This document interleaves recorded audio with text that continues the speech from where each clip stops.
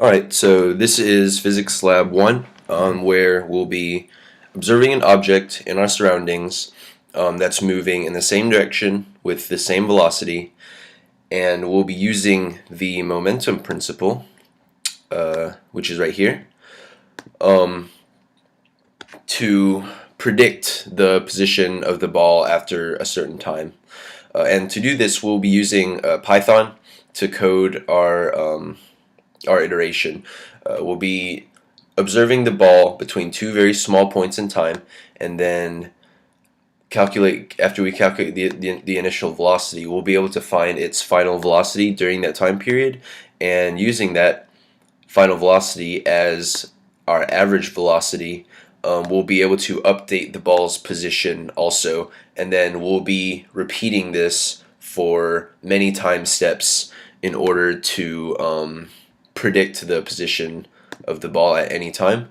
So I used 0.083 meters for the length of the ball, and the origin of the axis starts at the center of the ball. So the ball will move in the plus x direction at a constant speed. So to find initial velocity, I took the first 2 points and where x equals 0, and the next point where the ball's at x equals 0.019. So 0.019 meters divided by the time step, which is 0.033 seconds, and we get an initial velocity of 0.5758 meters per second. And then our final time for the interval is t equals 1 second.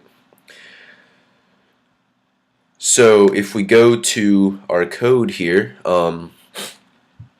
we'll have the initial conditions here. Position is at 0, 0, 0, and the velocity is in the plus x direction, so it's 0.5758, 0, 0. We'll have our code calculate the velocities between the time interval of 0.01 second.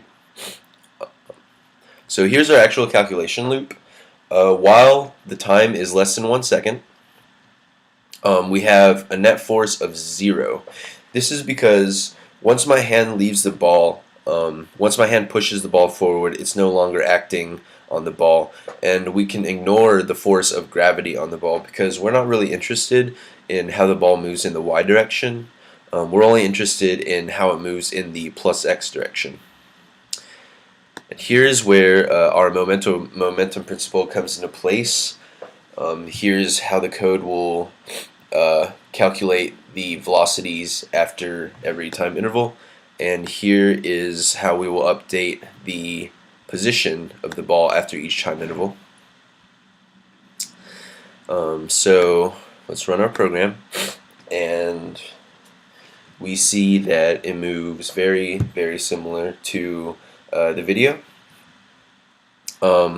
We have, let's see, we have our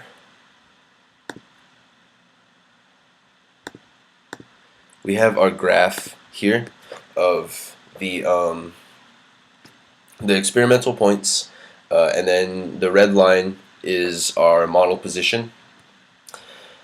So we see here that the points are very, very either on the line or very close to the line. Since we use these two initial points to determine our velocity, that's going to dictate how the rest of the line looks, and we see that even though there are a couple areas where the points don't lie exactly on the line, it's very close to the line, and we see that as time progresses, the points move back onto the line. So our model position is pretty accurate. So why would some of the points not rest on the line? Well, if we go back to our tracker video and we look at turn on the axis and we look at the video again, we can see that the ball moves very slightly in the minus y direction.